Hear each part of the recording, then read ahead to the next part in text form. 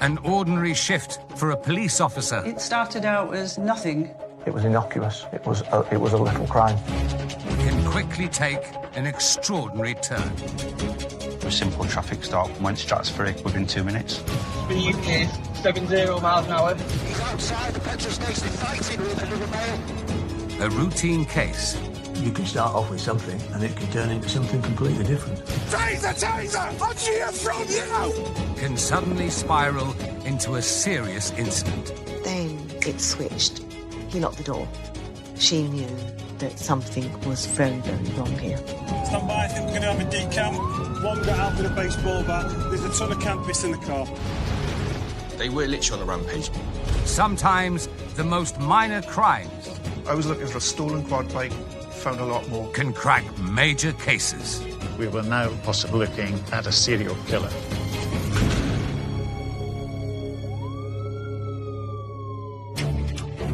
Today on Big Little Crimes.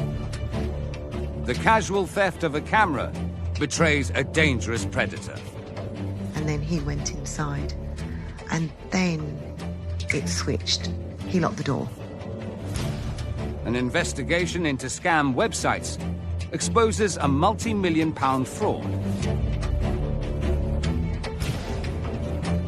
But first, the hunt for a pair of brazen burglars. Oh, look at that little beauty. Takes an extraordinary turn.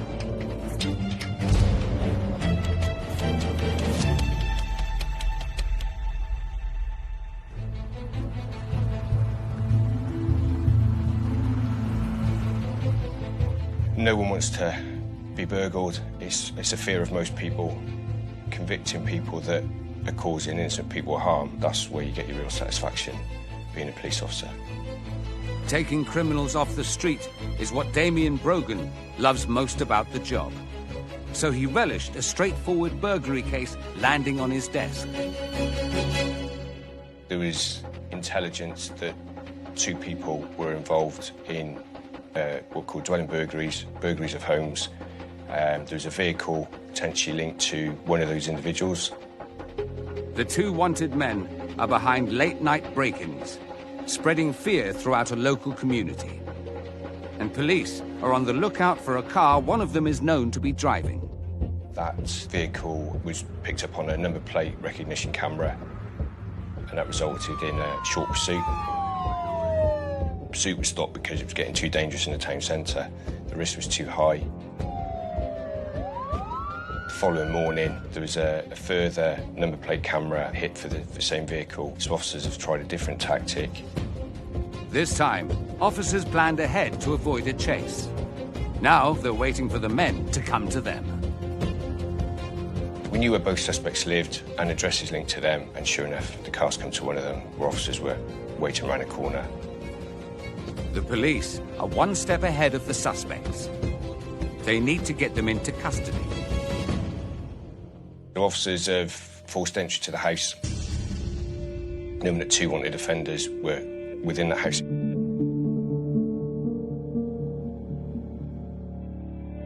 Officers have found both suspects hidden under a bed in one of the bedrooms. Eric Pierce and Matthew Jones are arrested for burglary.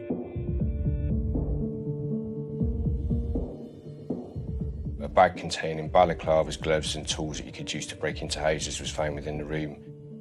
The balaclavas and gloves clearly pointed towards the sort of behaviour that we suspected they were involved in.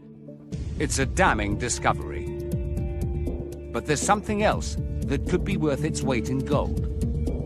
One of the suspects had a mobile phone, so that was seized as well, because we can use that to gain further evidence.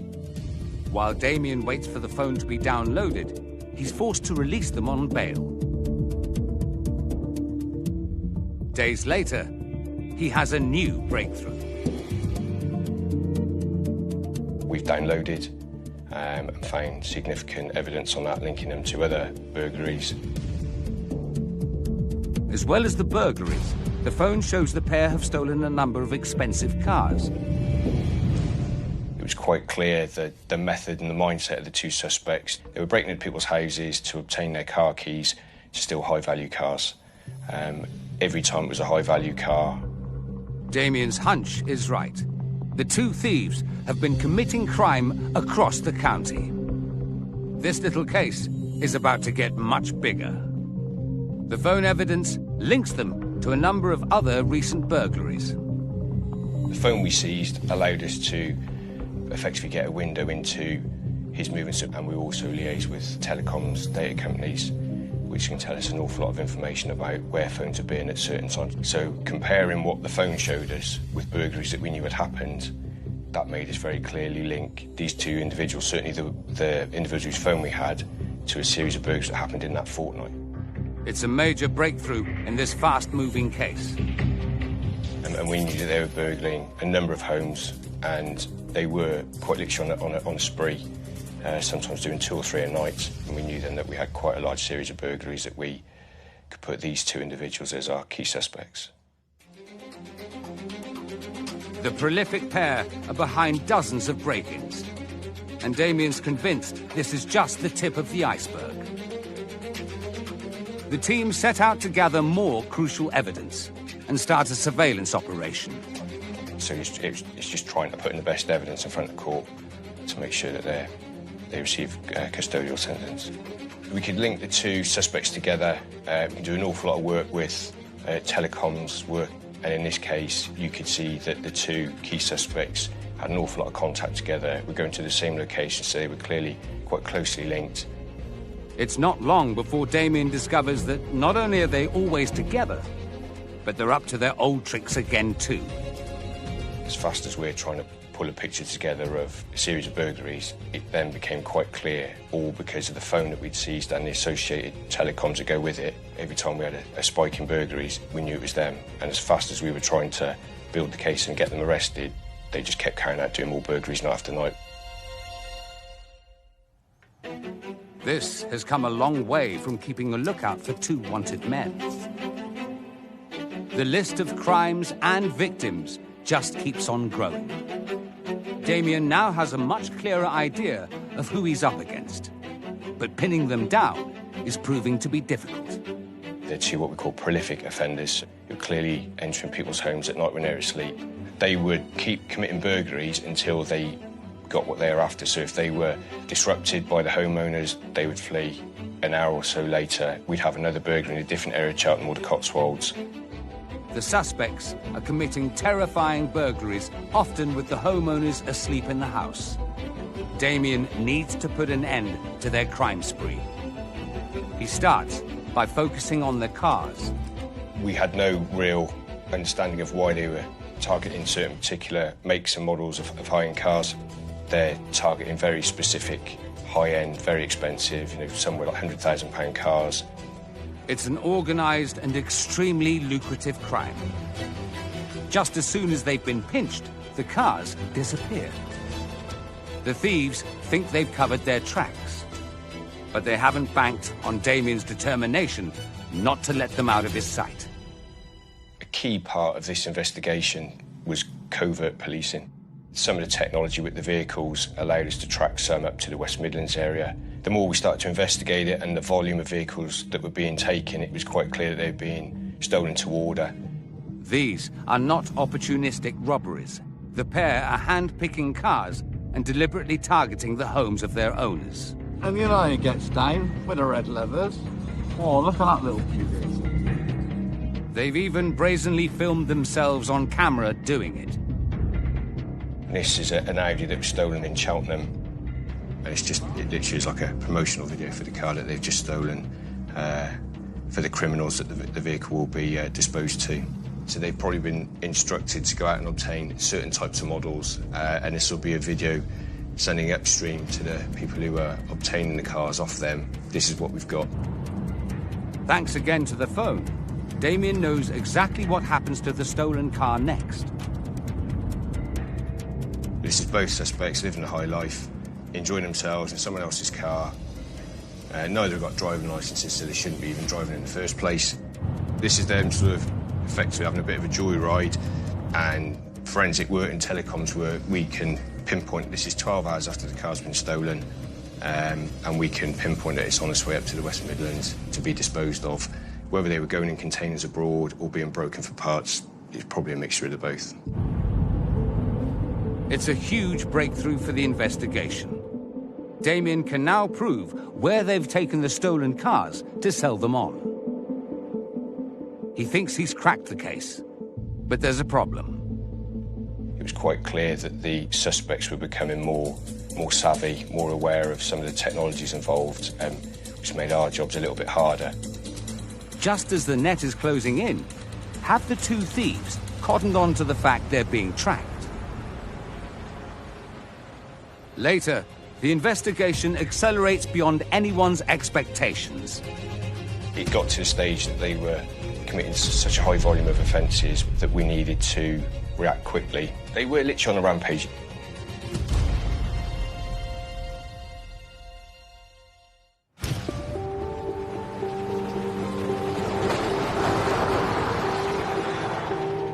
In our next story, a detective's gut instinct about a stolen camera takes it from a routine crime to the most sinister and serious case, as she hunts for a mystery man who's not who he says he is.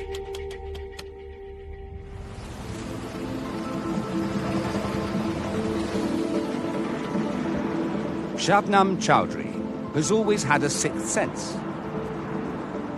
When I left school at a very young age, I started working in a menswear shop, but I had a real eye for shoplifters and credit card fraudsters and so on. Shabnam decided to swap the high street for the high ranks of the Metropolitan Police. I've always been described as someone that's like a dog with a bone, you know, and you don't let go. And making sure that you've left no stone unturned, because ultimately it's all about the victim, isn't it? And there's one victim she'll never forget. A woman who walked into the police station one very ordinary day. It was a very busy day. The usual, volume of crimes that come in. This young Asian girl in her 20s came into the police station and she went to the front counter. She made an allegation of a theft of a camera. It's a regular crime report. The victim claims the thief is a man she recently met. The story behind it was that her family wanted her to get married, and arranged marriages are very prevalent in the culture of Asian communities. But they'd agreed that she could actually join a particular dating site. She starts to look for a husband. And it isn't long before the girl connects with a man online. He was about 30, she was in her 20s, he seemed well-educated, he came from a reasonably good background, and then they connected over a period of time. So they built up a rapport and a relationship online. They soon arranged to meet for a first date. She met up with him, he was very respectful, he was very nice to her, he was very pleasant, very polite. And then he said to her, "I'd like you to meet my parents today." Things soon take an unusual turn. The woman claims her date stole a camera from her bag. But something about her story doesn't sit right. She was quite upset, she seemed quite traumatised, and, it didn't marry up with the allegation that she was making. Shabnam's instinct is there's more to this than meets the eye. The victim could be hiding something. She decides to spend a bit more time on it. I was a detective inspector. It's not the kind of crime I would ordinarily investigate. It was a simple, what would appear to be a straightforward theft of a camera. But as a Muslim woman, I said, let me speak to her because I will hopefully be able to elicit a little bit more information from her. My gut feeling was that something here was not right at all. And I was kind of sure that there was more to it than she'd actually let on to us to begin with. Before she speaks to the girl, Shabnam looks into what she's told police so far. So this is quite similar to the camera that was stolen.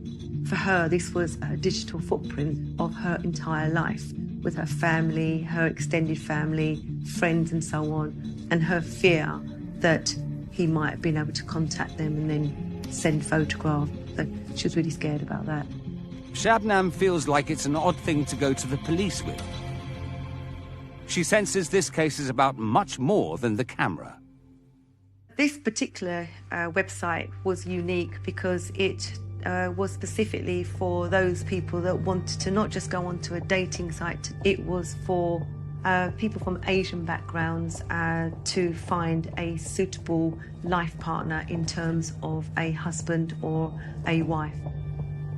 Looking at this website now, it certainly takes me back to when I was 18 years of age and my parents were looking to find a suitor for me for 2 whole years. Shabnam knows just how sensitive a case this is, but arranging to interview the victim is proving difficult. She won't allow us to go and visit her at her home because of her parents. She didn't want her family knowing what had happened. What we agreed between us was that we would arrange to meet her at a location that suited her, that she felt comfortable in, that we could hopefully have a conversation with her to find out exactly what was going on here, because it just didn't feel right. They eventually agree to meet in a local car park. We need to know more about the crime, the perpetrator, and how this whole situation had unfolded. She was very comfortable speaking with me because she was able to relate to me, and I was able to sort of, you know, reassure her, particularly around the cultural issues that she was really concerned about. Shabnam manages to get the woman to trust her enough to talk again about what happened when she and her date went to go and meet his parents. They arrived in the place in East London, and in actual fact it was a flat, not a house. So she was a little bit, oh okay, it's a flat. What she reveals to Shabnam next is about to turn this little crime into a big investigation. He ushered her into the flat first of all, and then he went inside, and then it switched. He locked the door. Later, as the victim reveals the true extent of the crime, she's traumatized. She is complying. Is there more to the offender than he makes out? There was a chance that if he'd got away with it once, he could do it again.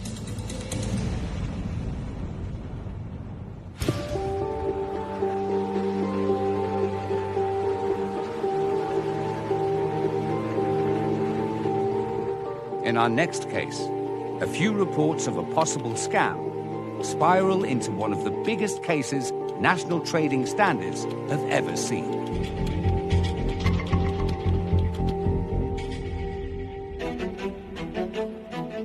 There are billions of online payments made every day.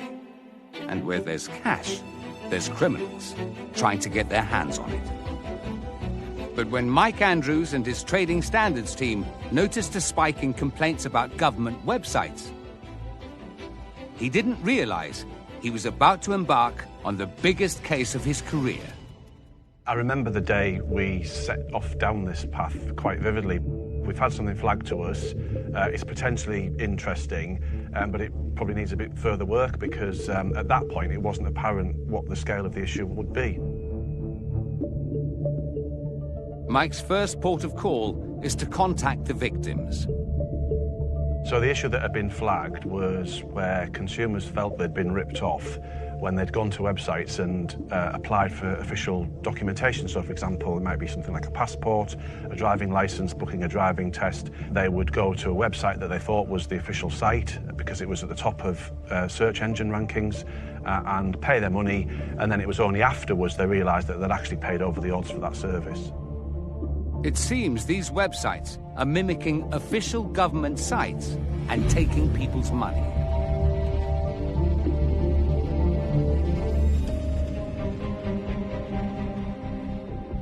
The vast majority of the websites we investigated in this case were almost identical to the official site. They would use the same colours, the same layouts, the same designs, and lots of other features that if you actually looked at them very, very closely, you would perhaps notice that something wasn't quite right.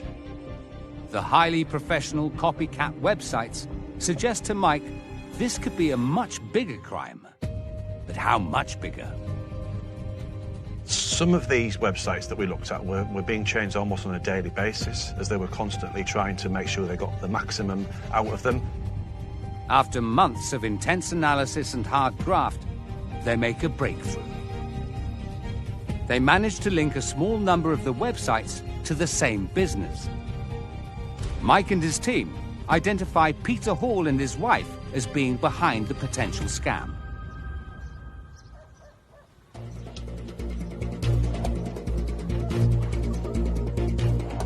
Where we are now is a nice rural location, and this is exactly the sort of place where the Halls had set up their business. So they were working out of some quite nice converted old farm buildings that they turned into office premises.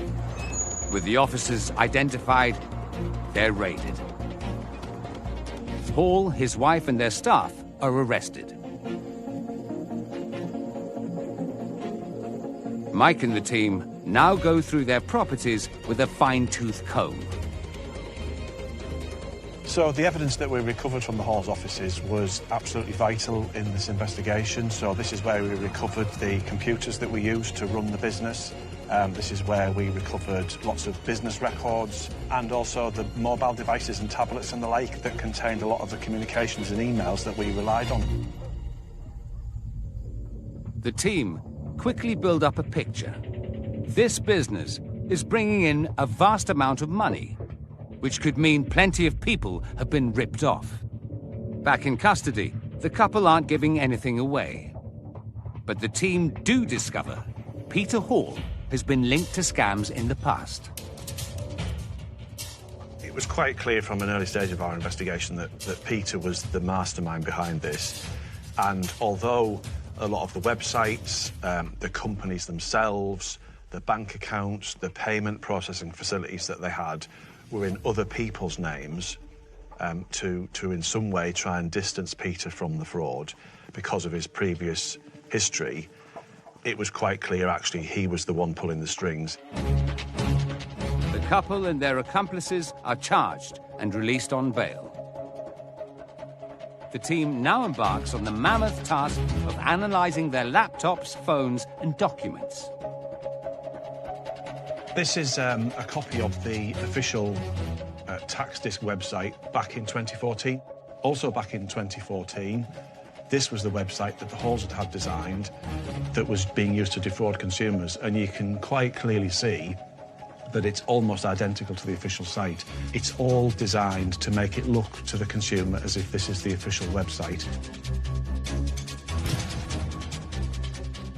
After we'd gone and seized all this evidence and we'd really got stuck into our investigation, that was when we really started to appreciate the true scale of it, the true numbers of consumers who'd actually been defrauded. This has gone from a potential small-time scam to hundreds of thousands of innocent victims losing money.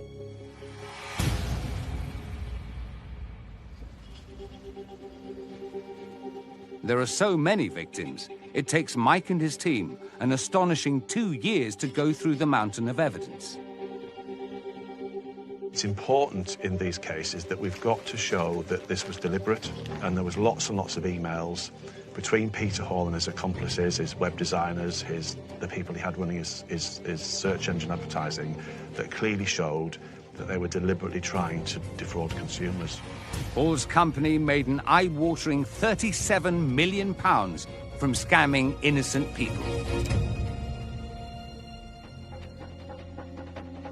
And if that isn't shocking enough, they discover that Peter Hall is up to his old tricks, even though he's on bail. He set up another scam company with new employees. I think the fact that Mr. Hall and his accomplices got these new companies and these new websites that were running so quickly does go to show the level of arrogance that Mr. Hall in particular displayed. After 3 years, Peter and his wife finally go to trial. They tried everything they could to either derail the process, to justify what they were doing right through the trial. So it's incredibly frustrating. They don't show any remorse or acknowledgement of the crimes they've committed and the number of consumers that they've actually caused harm to. Peter Hall was found guilty of conspiracy to commit fraud, money laundering, and trademark infringements. He's sentenced to just under 14 years in prison. Peter's wife got 4 years for her part in the scam. To this day, in terms of the size of the fraud, this is the largest investigation we've ever undertaken. We've undertaken lots of investigations into big frauds, multi-million-pound frauds, but this certainly, to this day, remains the largest.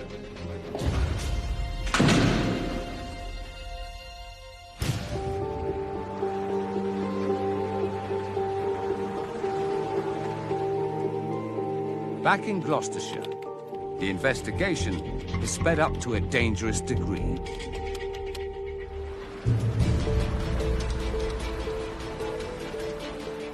A very routine burglary case has taken a disturbing turn.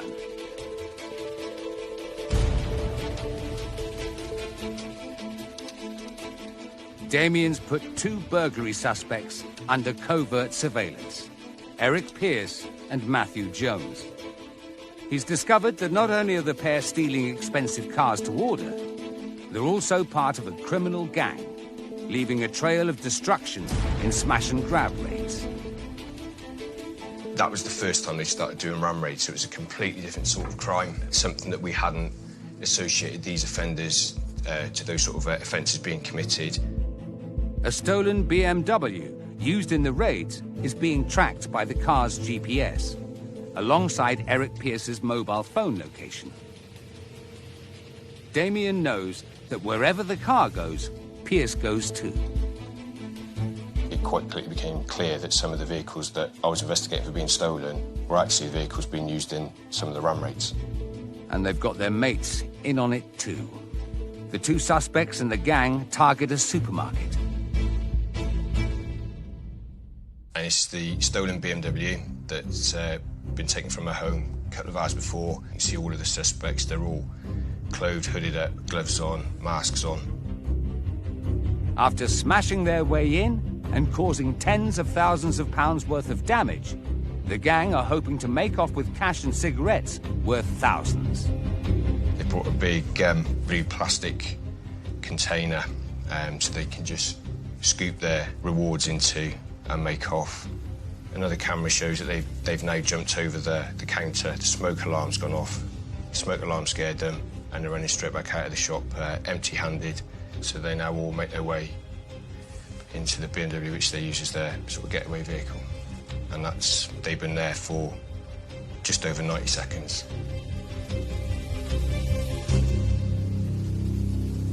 But they haven't gone far. Damien's still tracking them. And after making their getaway empty-handed, the gang decide to target a nearby cafe in search of some cash. About an hour and a half after the first ram raid at the supermarket, the BMW that you see in CCTV and the second Astra turn up and they reverse into the cafe, causing an awful lot of damage and leaving largely empty-handed. They might have left with nothing, but they did leave a trace. No, it's the same people that have done this, because the getaway car used in the supermarket ram raid is the same vehicle that's turned up here. The Astra that was used in the ram raid here at the train station, we can link back to the same series of people that were doing the burglaries at the homes, and it was stolen from a house during the burglary. We're happy. It's the same offenders that have done both jobs and all of the burglaries. In just a matter of days, the gang have carried out 2 ram raids. What started out with the arrest of 2 wanted burglars has now spiraled into a serious organised crime operation. And Damien's certain who's running the show. Our investigation quickly showed that they were the ringleaders, they were the senior members of this group.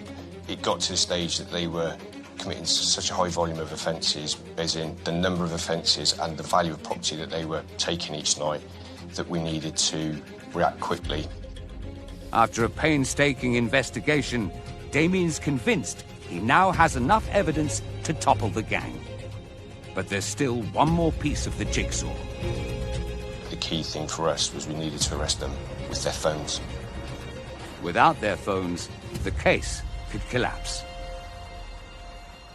Damien tracks both men to the same house, but moved too soon and he could blow the case. Mindful that we didn't want there to be further victims, we had the home under surveillance. So we've gone back in the front of the house. Both suspects are there. Arrested, phones in hands, done. The two suspects were arrested at the right time, which ensured that we obtained items of property belonging to them that were key to the investigation. Weeks of surveillance has finally paid off. Eric Pierce and Matthew Jones are remanded in custody.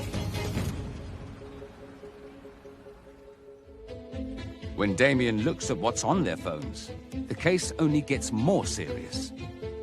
He finds footage of them posing with a gun and other stolen items.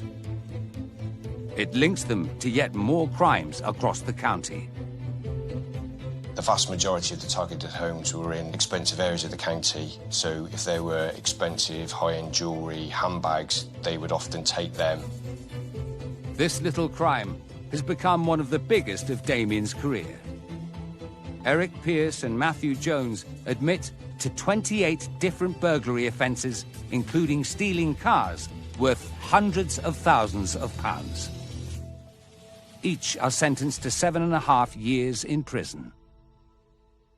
These two were deeply affecting people and taking their property.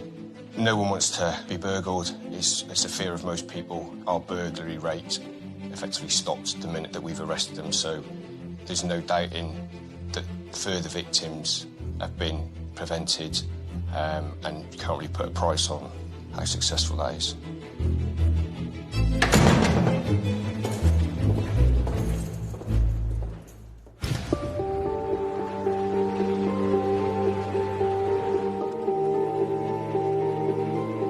There's one final case to wrap up today, back in London.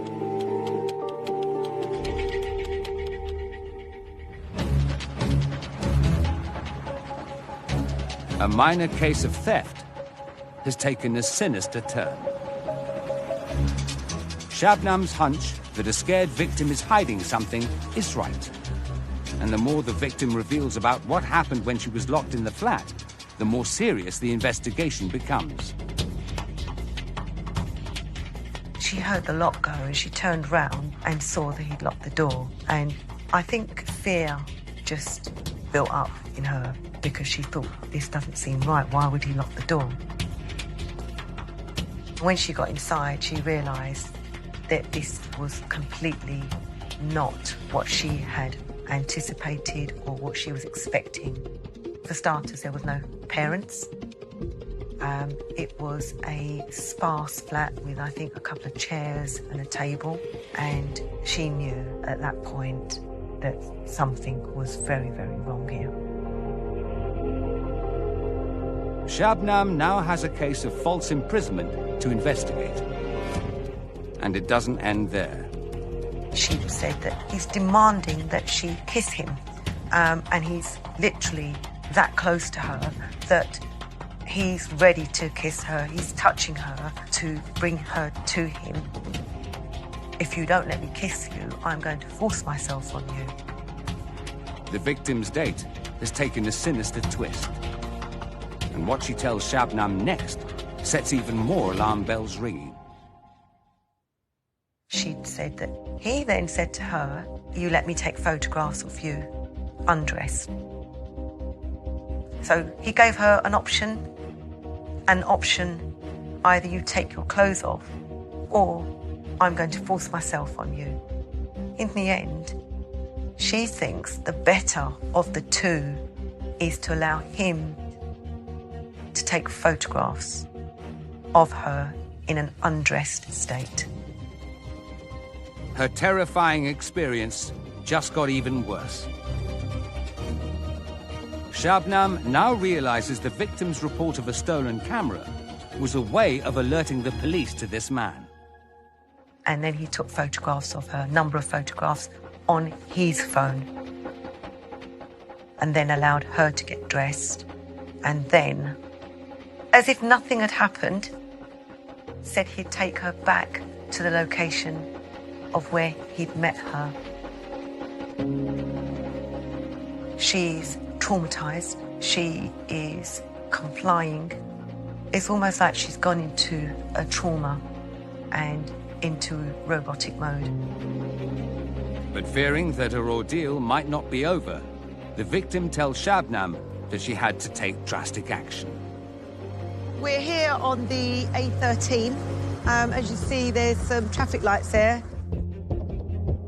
He stopped the car at the traffic lights, and she literally, as soon as she got an opportunity, she jumped out of the car and she was away on her toes. A really brave and courageous decision by her to be able to actually take control of what was going on and get away from him as soon as possible.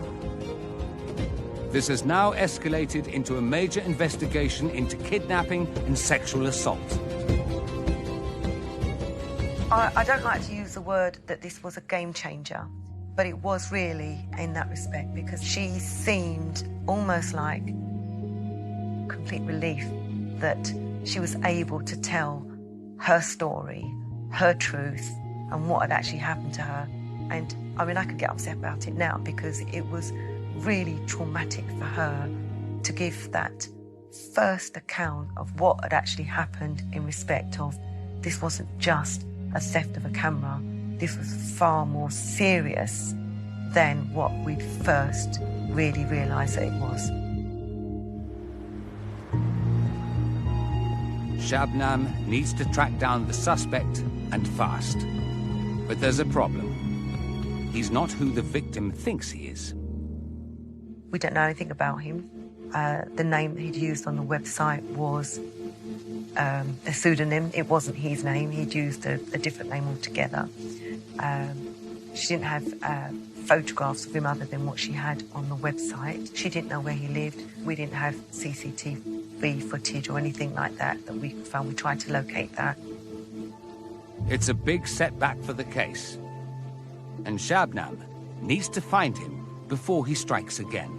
There was a chance that if he'd got away with it once, he could do it again. Had he done it before? We didn't know. Was this a serial offender? We didn't know any of these things. Shabnam has to identify the man behind the fake online profile. She goes directly to the dating site.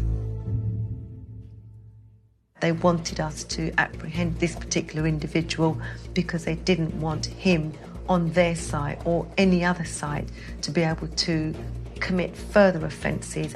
It was through them that we were able to locate his, what you call the IP address. So we were able to get his address from his computer within days. The unique IP address gives Shabnam the location of where the victim's attacker was using his computer. Officers head straight to the address. The man they're looking for opens the door. He's arrested. It was his phone that was crucial to the evidence in terms of the photographs that he'd taken of her. We got the phone, and the photographs were still on that phone. We were pleased to note that he hadn't actually sent them out to anybody at this stage. It should be case closed, but the man has a very different story. He stated it was all consensual. She was happy to have the photographs taken. It would be very difficult to comprehend that looking at those photographs, that there was any form of consent. Shabnam's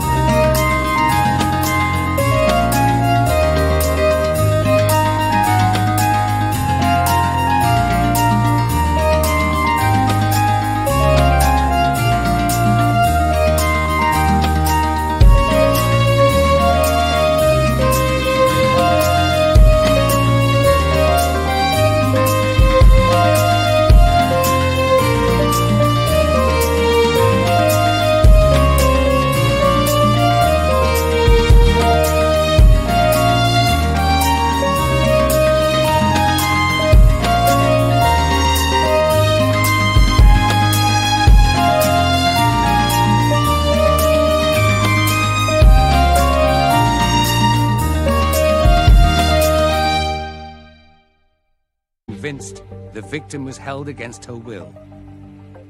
But she needs more evidence. We got photographs off the camera. We got the address that he had actually been to. We'd arrested him, but we still needed to link him, showing that he was actually the person that she met with on that occasion.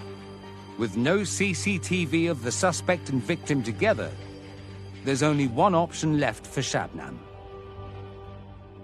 With identification parades, whether you have to face somebody face to face, it's a really brave thing to do, because effectively you're being confronted or having to confront the person that has traumatized you, that has abused you. It is really tough and really difficult to do.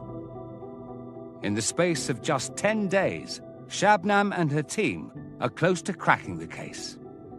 But charging the suspect all hinges on the victim facing her kidnapper once more. And it was a huge relief that she was able to pick him out on the identification parade. And then he was charged with a number of offences, including the theft of the camera, which were kidnapping, false imprisonment with intent to commit an offence, and sexual touching of a female over the age of 16 years of age. So you can imagine really serious offences that have had huge impact and that will change this girl's life forever, really. But there's one final twist to the case. The suspect pleads not guilty, meaning the victim will have to give evidence at trial.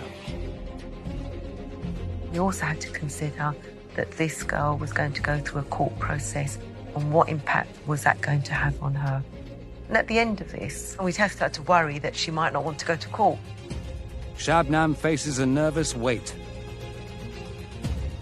Will their victim and key witness take the stand?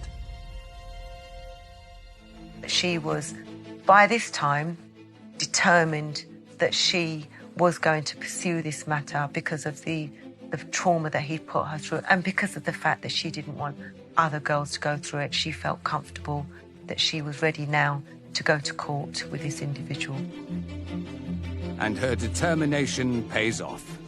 The suspect is found guilty of offences relating to kidnap, unlawful imprisonment, sexual assault, and theft. That, for me, is another huge, proud moment for me in policing. You know, my roller coaster journey is worth everything when you get a conviction and you bring someone to justice, and your victim tells you that they are so grateful to you for giving them the support. To me, that's why I joined the police. What started out as a report of a stolen camera ended in a very dangerous man being put behind bars. Join us again on Big Little Crimes, when everyday policing... There was something about the behaviour of the occupants of this car that didn't sit right. Uncovers extraordinary crimes. This was a cold, calculated murder, and probably one of the worst murders I've dealt with. And cracks major cases. There was weapons absolutely everywhere. You know, I've never seen anything like it.